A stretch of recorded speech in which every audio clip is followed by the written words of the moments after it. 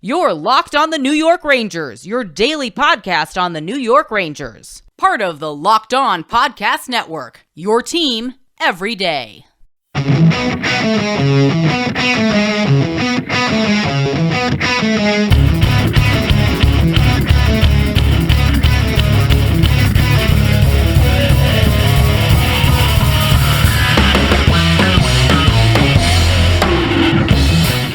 Welcome back, Blue Shirts fans, to episode number 553 of the Locked On New York Rangers podcast. I'm your host, John Chick. Just want to thank you guys for making Locked On New York Rangers your first listen every day. We are free and available on all platforms. That song you're hearing right now is, of course, Leave the Lights On from our good friends in Passafire. You can check those guys out anywhere you get your music. And today, a really fun episode planned for you guys. What we're going to do is basically just take a look at the 8 non-playoff Eastern Conference teams and try to come up with one trade target for each team. Now, obviously, the Rangers aren't going to end up making a trade with all 8 of these teams, but I thought this would be kind of a fun exercise just to kind of survey the landscape in the Eastern Conference and see if the Rangers, can maybe strike a deal with one or 2 of these teams and just kind of see what happens. But like I said, for today, we're going to be identifying who I think is the best player to target for the Rangers from each of these 8 Eastern Conference teams. And of course, we'll save the Western Conference for a separate episode. Thought about doing them all in one episode, but that would be really rushed, and we don't want that. So, a couple of ground rules first. This is not necessarily the player that is most realistic for the Rangers to acquire via a trade. This is the player that I personally would like to see the Rangers target from each teams. Again, not necessarily the most realistic player. In some cases, it will be the most realistic player, but this is my favorite personal trade target from each Eastern Conference team, and I'm going to be reasonable about it. I'm not going to come on here and say that, the Rangers should try to trade for, Lucas Raymond from the Detroit Red Wings. Obviously, that's not going to happen. We're going to keep this in the realm of possibility. And there might be 1 or 2 bold picks, but everything on here I think is at least very realistic or at least somewhat realistic. And again, I think that the Rangers' biggest need is at right wing and to a lesser extent center, but we'll also, take into consideration the fact that other teams might not have a center or a right wing readily available. In some cases, they might have a defenseman who's ripe for the taking, or maybe even a goalie. We'll see what happens here. Like I said, just going to go team by team, and we're going to start with the Metro Division. And basically what we'll do is work our way from the bottom of the Metro up to 5th place in the Metro. And look, obviously, by the very simple fact that the Rangers play in the Metro, I think that a deal with these 4 teams that I'm about to talk about are probably not as likely as, different teams around the league.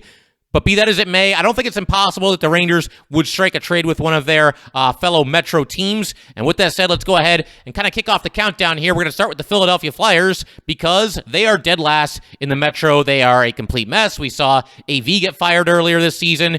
It's one of those teams that hasn't really been able to decide whether to go for it or to rebuild. And this is where it gets you. The Flyers are just a complete mess right now.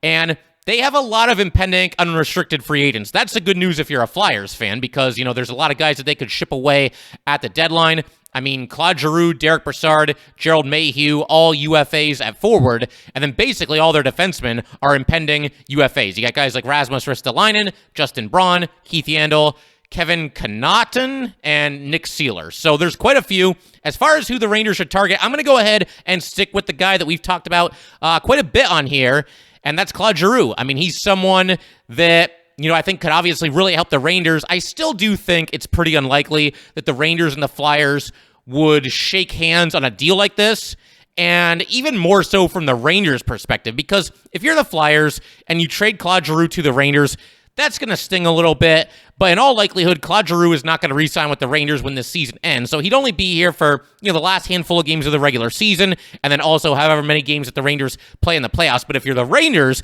and you send the Flyers, a first-round draft pick and a exciting young prospect like Zach Jones, and all this comes back to bite you, I mean, this is a kind of trade that can haunt you for a decade or more. Depending on what the Flyers do with a draft pick that they acquire from the Rangers, depending on how good of a player somebody like Zach Jones were to become with the Philadelphia Flyers. And the only way it would really pay off for the Rangers is if they won the Stanley Cup this season, which obviously that would pay off in a massive way. But again, I'm very skeptical that the Flyers would send their captain to the Rangers, but it is fun to think about what that second line could look like. I've talked about how, Dryden Hunt is on the second line right now, and it's nothing against him, but he is clearly miscast as a second line right winger. If you acquire Claude Giroux, think about that second line now. You've got maybe Claude Giroux centering Ryan Strome and Artemi Panarin. You could move Strome over to the right wing, and it's kind of two birds with one stone. The Rangers get better at center with the acquisition of Giroux, and then Strome moves over to the right wing, and they get better at that position too. You could maybe drop Ryan Strome down in the lineup to spread out the scoring a little bit, but I don't know that I would do that and separate him from Artemi Panarin. But the bottom line, acquiring somebody like Claude Giroux, a player of his caliber, would certainly give you a lot more options if you're the Rangers, or probably any team in hockey, really. Giroux does have a full no-move clause, so that would kind of complicate any potential deal, whether it's with the Rangers or anybody else.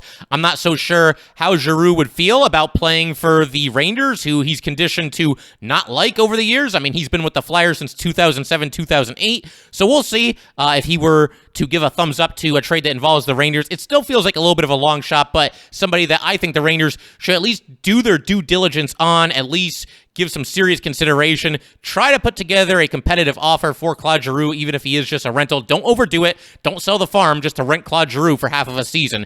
But I think, again, this is one of the better overall players that I'm going to share on this list here today, and somebody that obviously would bolster the Rangers' chances come playoff time. Obviously, that second line of Giroux, Panarin, and Strome would be somewhat undersized, but considering how many goals they might be able to put up together, I think it's probably still worth it. Also, I just want to mention, can I get away with a Derek Brassard honorable mention here, just as kind of like a fallback plan? I know that there aren't a lot of Ranger fans who are going to get all that excited about bringing in Derek Brassard, but the way I see it, Brassard is a veteran. He's played in New York before. He'd be a rental. He's got 12 points in 25 games this season. It's not an enormous amount, but it's more than basically everybody else that's currently playing on the Ranger third line. And we've heard rumors about how Philip Hedl could end up being traded. If Hedl gets moved by the Rangers in a deal opposite from this one, the Rangers acquiring Brassard, then, who says no to Derek Brassard stepping back onto the third line for half of a season and, giving the Rangers a little bit of veteran stability there? It's an idea. Again, there's better targets for the Rangers than Derek Brassard at this stage in the game, but I had to at least throw him out there. Anybody who's listened to this podcast for any amount of time, you guys know that I'm a big Derek Brassard fan. But we got to move on here. We will turn our attention to the New Jersey Devils in just a second, but first, I just want to let everybody know today's episode of Locked On New York Rangers is brought to you by BetOnline.net. It's that time of year again, as college basketball's tournament is finally upon us. From all the latest odds, contests, and player props, BetOnline.net is the #1 source for all your sports betting needs and info. BetOnline remains the best spot for all your sports scores, podcasts, and news this season. And it's not just basketball. BetOnline is your continued source for all your sporting wagering information needs, including live betting and your favorite Vegas casino games. Head to the website today or use your mobile device to learn more about the trends and action. BetOnline, where the game starts. All right, just want to thank you guys for making Locked On New York Rangers your first listen every day. We are free and available on all platforms. Moving right along to the Devils here, they are 21-31-5, second to last in the Metro Division, and unlike the Flyers, who have some pieces that definitely interest me as a Ranger fan, the Devils really have next to nothing, especially if you're just looking exclusively at impending unrestricted free agents and guys that would be rentals for the Rangers. The only impending UFAs for the New Jersey Devils are Jimmy Vesey, PK Subban, Mason Geertsen, and John Gillies. So forgive me if I'm not exactly jumping out of my chair and, pounding my fist on the table and saying that the Rangers need to bring in one of these guys. I'll be honest, I have absolutely zero interest in any of those players for varying reasons, obviously. But, this makes me think that if the Rangers are going to do a deal with the Devils, which to begin with is unlikely because they are in the same division, but for the purposes of this exercise, we'll just kind of roll with it and try to find somebody. I think if the Rangers are going to do a deal with the Devils, which sounds kind of ominous saying that out loud, but if it's going to happen, I think you have to look beyond just the rental players. Now, overall, I think the Rangers should mostly be targeting guys that are strictly rentals at this deadline. And for anybody who might be new to hockey, rental basically just means you trade for a player who is an impending unrestricted free agent and will very likely not re-sign with your team next season. Just wanted to kind of make that clear. But to look beyond the impending UFAs on the Devils, which is something that I think you have to do, because I don't know why, if you're the Rangers, you would be interested in any of those players. that I just mentioned. Somebody who kind of stands out to me, and I'm not sure how likely this is. I'm not sure that the Devils would try to move this guy, but I'm going to go with Ryan Graves, a defenseman. He's 26 years old. He can play the left side or the right side, so that's a bonus in and of itself. And as far as his contract is concerned, he is under contract next season for $3.166 million. As some of you might remember, Graves was actually drafted by the Rangers all the way back in 2013, going in the 4th round, number 110 overall. Played with the Wolfpack, but never played with the Rangers. Ended up in a top pair role after the Rangers traded him to the Colorado Avalanche for Chris Bigras. So I suppose that never really worked out for the Rangers because Bigras never actually played for the Rangers either. And Ryan Graves has become a very good defenseman in this league. But Graves got to play with Cale Makar for quite a bit in Colorado. And then he was traded to the Devils, not because the Avalanche didn't want him, but because they didn't have any way of protecting him in the upcoming expansion draft. So he was dealt to the Devils in exchange for Mikhail Maltsev and a second-round draft pick. But Graves is just a good all-around player. He's been in a top 4 role with the Devils this season, playing alongside Dougie Hamilton for the most part. He can kill penalties. I think he would be an upgrade on Patrick Nemeth. Now, to do this deal, I would think you'd probably have to send Patrick Nemeth away from the Rangers in some other trade, to some other team, maybe in something of a salary dump situation. But the reason why I like this move, and I'd at least be open to it, and again, Rangers and Devils striking a trade seems unrealistic, but we're going to roll with it. Ryan Graves, for the most part in his career, has been a top 4 defenseman. I just mentioned that, he shared the ice with Cale Makar in Colorado. One of those seasons with the Avalanche, he actually led the NHL with a plus 40 rating. And again, plus minus is a flawed stat, but it's still very eye-opening when you lead the league in any stat. And, obviously Graves led the league in plus minus that year. But the reason I'm open to this move, even though I've been kind of lukewarm to trading for a defenseman, is I think Graves represents enough of an upgrade over Patrick Nemeth that this could actually be worth it. And on top of that, Graves is only under contract for 1 more season, whereas Nemeth is under contract for 2 more seasons. And I don't think you're going to need either one of these guys past next season, simply because these young Ranger defensemen, the list. I mean, Braden Schneider, Zach Jones, Nils Lundqvist, Tarmo Reunanen, guys in the minors that they seem to be pretty high on. These guys are coming along pretty nicely. So I don't think the Rangers are going to need a veteran defenseman on the third line, or the third pairing rather, past this upcoming season. And so if you can get Graves, who becomes a free agent after next season, rather than hang on to Nemeth, who is not going to be a UFA until after the season after next season, then I think it makes sense from that perspective as well. But I like Graves. Again, he just has a good all-around game, and I think if you're the Rangers, obviously that third pairing has been, kind of up and down this season. They've had a bit of a revolving door, a lot of guys in and out of the lineup, and I think Ryan Graves can come in and kind of stabilize it a little bit. Graves and Schneider would be a really fun pairing. So just an idea. And again, I'm not so sure how keen the Devils would be on trading Graves at all, much less to a division rival. But again, they don't have a lot of impactful, impending, unrestricted free agents. And so if the Devils really want to kind of, improve their team, stockpile some draft picks, stockpile some prospects, then the best way to do that is they're going to have to look beyond just the UFAs this season and think about moving guys that are still under contract for seasons to come here. I don't think the Devils are going to win the Stanley Cup next year. So I think by that logic, they'd at least be open to moving Graves if the price is right.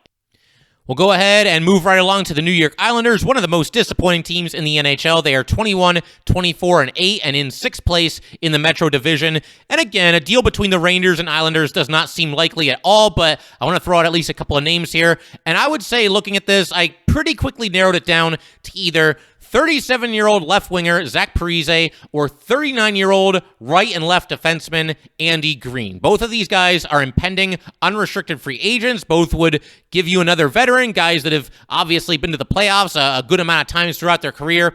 And, I'll actually throw in one more name here, and it's somebody that I was thinking maybe the Rangers could make a play for this offseason, but that is Cal Clutterbuck, 34-year-old right winger. Clutterbuck is also an impending unrestricted free agent. But with Clutterbuck, I'm not really feeling it. I mean, I know we like size and toughness and all that, but he would become pretty redundant on this Ranger team. They have a lot of grinders, a lot of thumpers in the bottom 6 already. Clutterbuck's obviously not going to give you much offensively. I'm going to rule him out. There might be certain Ranger fans that would like to add a Cal Clutterbuck, but again, I think there's just too much redundancy there. But again, it's Rangers-Islanders, so to begin with, a trade is not all that likely, and it's not like the Islanders are going to tear everything down and rebuild. I would imagine they still like their core, guys like Matt Barzal and Anders Lee, Brock Nelson, Anthony Beauvillier. It's not like one of those players where you get traded to the Rangers. That certainly isn't going to happen. They're all locked up long-term and all making pretty substantial amounts. But if I'm going to go ahead and make my decision here between Parise and Green, I'm going to say Zach Parise. And I realize it's not the most exciting pick. He is very clearly on the back nine of his career. He's only got 23 points in 53 games this season. He only had 18 points in 45 games last season. But if nothing else, he does have playoff experience. He actually captained the Devils to the finals before they lost to the Kings. He's also had a pretty good amount of success in the playoffs. He's got 80 points in 105 career Stanley Cup playoff games. And the only other realistic choice with the Islanders here as far as a potential trade piece would, again, probably be Andy Green, but he's 39 years old. I mean, is Green even an upgrade on Patrick Nemeth at this point? I'm not so sure that he is, so the way I look at it, why even bother? It's kind of by default here that I'm going with Zach Parise. As you can probably tell by the tone of my voice, I'm not exactly over the moon about this idea. And again, I don't think it's something that's going to happen just because the Rangers and Islanders probably will not, strike a trade, but as a rental, a fairly low-cost rental, I would imagine, Zach Parise could maybe step in and, solidify the third line a little bit, maybe turn back the clock a little bit, maybe get geared up for one last big-time opportunity at a Stanley Cup, because he's never won a Stanley Cup. He got to the finals the one year with the Devils when they lost to the Kings, but maybe he comes in and, again, gives you some veteran leadership and just kind of empties the tank, so to speak, for this playoff run for the New York Rangers. So Parise would be my guy if we're dealing with the Islanders. We now move right along to the Columbus Blue Jackets. They are 28, 26, and 3. They are in 5th place in the Metro Division and 12 points behind the Washington Capitals for the final playoff spot. The Jackets would actually right now be the first team out of the playoffs if the regular season were to end right now. That said, I guess they're theoretically still in striking distance. Never say never. Maybe if they make up some ground on the Caps, they won't look to be sellers at all. But I think, 12 points out of the playoffs and not really looking like a Stanley Cup contender, I got to believe the Blue Jackets would be open for business. And looking at their roster, there is immediately one name that just absolutely jumps off the page to me, and that's Max Domi. This is a player I've been meaning to talk about for quite some time on here, just haven't quite gotten around to it yet. We've done, obviously, a couple of trade deadline spotlight episodes, but I'm glad we're finally getting an opportunity to talk about Max Domi here. For starters, something that I absolutely love, whether it's Max Domi or any other player that fits this description, is the very simple fact that he can play all three forward positions. That gives you, obviously, a lot of flexibility. Domi this season has skated in 47 games. He's racked up 9 goals and 19 assists. He is an even plus-minus on the season. He has not played a ton of center this season. In fact, he's only taken 20 draws. He's won 10 of them. For his career, he's at 46.5%, but I'm not too worried about Domi not being a great face-off guy because I don't think the Rangers would put him at center anyway. I think he'd probably slide into one of the wing spots on the third line for the Rangers. Probably the right wing, but again, it's obviously very nice to have that versatility. And look, I realize he has not produced a staggering amount of offense the past couple of seasons. I already gave you his numbers for this year. 28 total points in 47 games. Last year, he only had 24 points in 54 games. The season before that, he was with Montreal. He had 44 points in 71 games. And the year before that, his first season with Montreal, in fact, he basically just went off. He had 28 goals and 44 assists for a total of 72 points in 82 games. He was looking every bit the part of a breakout star, but he just has not been able to stay at that level the last couple of seasons here, the last 3 seasons, in fact. So he has not produced like a star player like he did that one year with the Canadiens, but with all that said, I definitely have some interest in Max Domi. The way I look at it, he is producing points at a higher clip than anybody else that's currently penciled into the third line on the New York Rangers. And I don't think you'd have to break the bank to get him because, as we just mentioned, he is not having a superstar-esque season, and it would just be a rental. I'm very hopeful that if Domi were to join the Rangers, maybe he's a little bit reinvigorated by the chance to play for a team that's definitely looking like it's going to go to the playoffs and a team that, could potentially contend for a Stanley Cup. I will say that one season where he had 72 points in 82 games with the Canadiens, that is certainly looking like the exception rather than the rule. But be that as it may, I think in a worst-case scenario, if the Rangers bring in Max Domi, he will certainly bolster the third line. That is an absolute worst-case scenario. I can't imagine that he's not going to give you more than most of the guys that are currently on the third line are giving you. And in a best-case scenario, look, I honestly believe that there could be some sneaky upside here. Maybe there's a situation where the Rangers can somehow unlock that ability, those flashes that we saw that one season in Montreal, and flashes that he's really had throughout his entire career. We've always talked about how Gallant gets the best out of his players, and Domi is a former first-round draft pick, and again, there's always been flashes, but he's just struggled with the consistency. And so I like Domi for somebody who, again, I haven't really talked about a whole lot on this podcast. I got to say, he's very steadily climbing my wish list here, at least a little bit. He'd be a rental. And again, somebody with a decently safe floor. He will improve your third line. He will give you some additional secondary scoring. And I think there's at least a somewhat sneaky ceiling with Max Domi. And that goes doubly true if he ends up playing the right wing spot on the second line alongside Ryan Strome and Artemi Panarin. You might think the Rangers have to aim higher than somebody like Max Domi in that spot, but if he gets a chance to play with them, I think he could really take off. So Domi, again, very steadily climbing my wish list here. We're going to get to the Atlantic Division in just a second.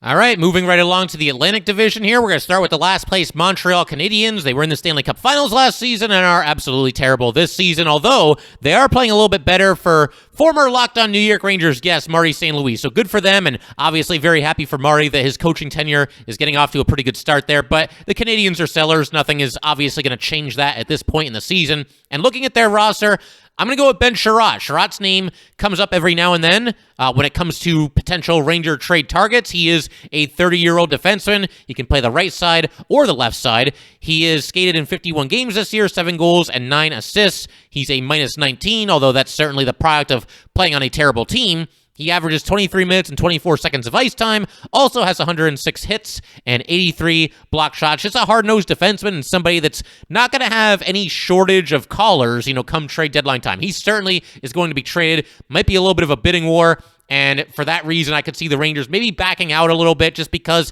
the Rangers have some great defensemen. I do have to keep mentioning that, and I don't think that they should break the bank and sell the farm for somebody that's just going to be a rental and in all likelihood, probably play on the third pairing. So we'll see what happens. But there is a lot to like about Chiarot. Like I said, an old school kind of gritty player.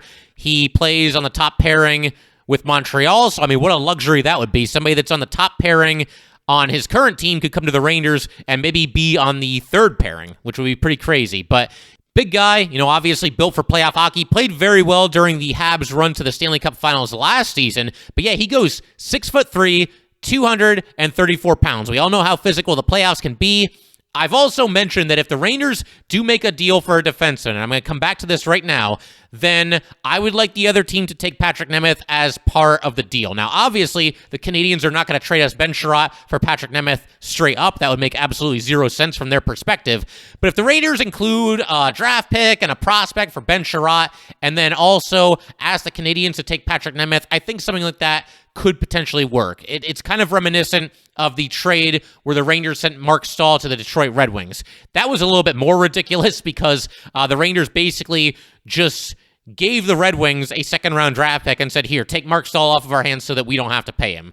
This wouldn't be quite that dramatic. But again, in most deals where the Rangers acquire a defenseman, I'd like to see them shed Patrick Nemeth and more specifically his contract, given the fact that he still is under contract for another 2 seasons. And it's not me hating on Nemeth, it's just me being practical and trying to, open up the door for some young Ranger defensemen come next season. And that's not going to happen if Patrick Nemeth is still there, or it becomes more complicated at the very least. But again, Chiarot, like we just mentioned, part of the Montreal Canadiens' improbable run to the Stanley Cup Finals last season. He has played in 56 career Stanley Cup playoff games. It's not a crazy amount, but it's certainly more than most players on the New York Rangers. So I like him. I also considered Arturi Lehkonen as far as a potential trade piece from the Canadiens, but I don't know. Looking at his career numbers, nothing really jumps off the page for me. And I'm not even sure he would give you that much of an upgrade as far as the third line is concerned. He's basically giving you Philip Hedl levels of production. He's never in his career been a half-point per game player. So you're not really feeling Lehkonen. I know he's come up a little bit in trade talk with the Rangers, but with the Canadiens, Ben Chiarot is certainly my top choice. We move along to the Buffalo Sabres. They are 18-32-8, second to last in the Atlantic Division. And I'm looking at their roster, and I got to be honest, guys, nobody is really grabbing my attention at all. The first players that I look for, whether it's the Sabres or anybody else, are players on expiring contracts, and then I kind of dig a little deeper after that. But as far as guys on expiring contracts, Cody Eakin, John Hayden. I mean, does anybody really get excited about names like this? So I thought for this one, I wanted to have at least one completely out of left field idea for this list, something that's kind of against the grain and not a name that, you can see coming up that often as far as trade talks are concerned, looking at different people in hockey media and reading articles and looking at all these, trade bait lists. Here's a name that I'm going to throw out there that I haven't seen really anywhere. It's going to be Kyle Okposo. And I will say, first of all, that I gave some consideration to Robert Hagg, who is a defenseman. But again, I want to go a little bit off the wall for at least one of these picks. And Robert Hagg is just another, bottom pairing type defenseman. But with Kyle Okposo, you'd be acquiring a 33-year-old right winger. And I got to say, I would be all about this move if Okposo was an impending unrestricted free agent, and if the Rangers could have him exclusively as a rental. Unfortunately, Okposo is still under contract for next season, and he carries a cap hit of $6 million, which is not cheap. But listen, we all know the Rangers need some help at right wing, right? They need some secondary scoring. This is two birds with one stone. Kyle Okposo is the definition of a secondary scoring type player. In 887 career games, he's got 552 points. It's not jaw-dropping, but it's very, very steady, very, very consistent. I mean, he's like a second-line, third-line swingman type of a player, putting up numbers like that. Again, I don't know how realistic this is. I haven't really heard Kyle Okposo's name coming up in any trade talks. On top of that, Okposo has a full no-trade clause. I would imagine he would waive it because why would you not? I mean, you've got a chance to go to a team that could contend for a Stanley Cup. But again, I think the biggest reason why you would not want to do this if you're the Rangers is that you could very well be stuck with Okposo for next season and, have to deal with his $6 million price tag, and I just don't think that he's worth that much money at this point in his career. I will say, I think it's at least possible, if the Rangers were to trade for Okposo, maybe they could turn around and trade him somewhere else in the offseason, but, again, that could be a situation where the Rangers end up basically having to give him away for nothing and maybe even include a draft pick along with him in order to take him off their hands. And, of course, if Okposo stays on the Rangers next year, then that's something that could prevent the Rangers from re-signing Ryan Strome. So, again, I wanted to throw out something that was a little bit against the grain, but I'm kind of talking myself out of it because, obviously I would like to have Ryan Strome back, and I don't want Kyle Okposo to prevent the Rangers from making that happen. Moving right along to the Ottawa Senators, they are 20, 31-5, 6th place in the Atlantic Division. I came up with 3 names here, and then obviously I had to pick just one, but the 3 names I came up with were Nick Holden, Tyler Ennis, and Chris Tierney. And after some debate, I think I'm actually going to go with 34-year-old former New York Ranger Nick Holden. He's a big guy, 6'4", 214 pounds. That obviously translates well to playoff hockey, as we've discussed. Nick Holden is under contract next season, but it's for a cap hit of just $1.3 million, and that will also be the last year of his contract. And if there's a situation where, again, the Rangers can part ways with Patrick Nemeth and bring in somebody like Nick Holden, I think it could be worth it because Nemeth carries a $2.5 million cap hit for next season and the one after it. So for the Rangers, if you somehow, whether it's one trade or 2 separate trades, if you somehow move on from Patrick Nemeth and bring in Nick Holden, then it's a way to save a little bit of money next season with a less expensive veteran defenseman in Nick Holden. And on top of that, if you guys remember, anybody who's been listening to this show for a while, we not too long ago did a special post-game crossover edition with Locked On Senators, and both of them were really high on Nick Holden. So I'm going to go ahead and take their word for it. They made it sound like he's played great for Ottawa this season. They have no reason to lie to us and overhype Nick Holden. So I'll take their word for it. It sounds like he's mostly been in a top 4 role for the Senators this season, and the Rangers would just need him to anchor the bottom pairing, likely alongside Braden Schneider. I thought about Ennis and Tierney, like I said, but to me, you bring in Tyler Ennis or you bring in Chris Tierney, those are just lateral moves. If you bring those guys in, they're basically just going to give you what you're already getting from the players that make up the Ranger third line. Neither of those guys is really all that much of an upgrade, if they're an upgrade at all, and neither of their respective track records suggests that, they're going to see any kind of an uptick in offensive production down the stretch here. So it's an idea to bring in one of them, but again, it seems like a very lateral move, so I wouldn't give up much of anything to acquire Ennis or Tierney. Frankly, I wouldn't give up much of anything to acquire Nick Holden either, but as a depth signing, and if Patrick Nemeth is on the move in some other trade, then I think you could do worse than Nick Holden as your 6th defenseman, especially if the Locked On Senators guys are to be believed, and he is having a solid season in Ottawa. And finally, we come to the Detroit Red Wings. They are 24, 27, and 6, fifth place in the Atlantic Division, 17 points out of the last playoff spot, so you got to figure they're going to be open for business. And I got to be honest here, guys, there's not really anybody that I want from this team, which surprised me because the Red Wings are having a much better season than most of the other teams that we've listed here today. But I'm looking, at capfriendly.com and, okay, who are the unrestricted free agents? Who's under contract long-term? Who could they realistically part with and deal to the Rangers? And nobody is really getting me that excited. I would probably, if I had to pick somebody, I would probably go with Nick Leddy. He's had a shaky season, but if you put him on the third defense pairing, maybe that kind of decreases his workload a little bit, but he's only 30 years old, and for one reason or another, just not the player that he was even a couple of years ago with the New York Islanders. I thought about Vlad Namestnikov. His name comes up in trade talk every now and then, but there's just too many bad memories there. And honestly, he's not really having that great of a season. He hasn't really done a whole lot of anything really in his NHL career. I mean, he had inflated numbers with the Lightning that one year because he was playing with Stamkos and Kucherov. But yeah, I'm not really feeling Namestnikov either. I just assume keep rolling with guys like Philip Hedl and Julien Gauthier over Vlad Namestnikov. And then, of course, Mark Stahl. Very good chance he could be dealt. Obviously, spent a ton of time with the New York Rangers, but honestly, I'm not really interested in a reunion there either, because if you're the Rangers, are you really going to trade a player away and then bring him back just 2 years after you basically had to bribe the Detroit Red Wings with a second-round pick just to take him off your hands? Yeah, I'm not really feeling that either. I mean, how many draft picks are we going to send Detroit's way? First, to take Mark Stahl away from us, and then to give him back to us. I'm not really feeling that strategy either. So, honestly, I know I'm kind of cheating a little bit. There is nobody from this Detroit Red Wings team that I want. Now, obviously, I would love to have Lucas Raymond or Dylan Larkin, but such trades are not realistic at all and just are simply not going to happen. But if I absolutely had to pick somebody that I think could be had at the trade deadline, I'd probably go with Nick Leddy. He is only 30 years old, and there's a chance that,